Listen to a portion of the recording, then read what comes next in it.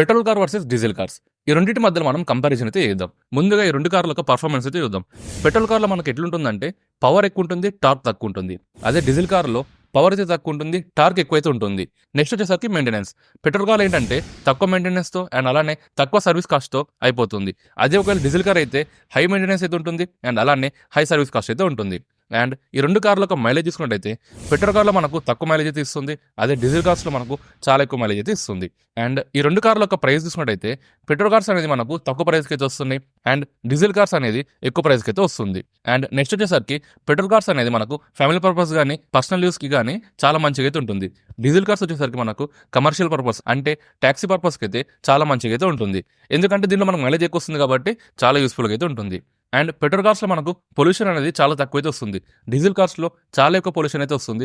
దానివల్లనే మనకు diesel cars అనేది బ్యాన్ చేయాలని కూడా చూస్తున్నారు. అండ్ నెక్స్ట్ వచ్చేసరికి పెట్రోల్ కార్స్ అనేది ఏ వేరియంట్‌లో అయినా, ఏ సెగ్మెంట్‌లో అయినా మనకు ఈజీగా అయితే అవైలబుల్‌గా అయితే ఉంటాయి. డీజిల్ కార్స్ అనేది మనకు లిమిటెడ్‌గా అయితే అవైలబుల్‌గా అయితే ఉన్నాయి. ఇవి రెండిటి మధ్యలో మేజర్ డిఫరెన్సెస్. అండ్ ఈ వీడియోని లైక్ చేసి మన ఛానల్ అయితే సబ్స్క్రైబ్ చేసుకోండి ఫ్రెండ్స్.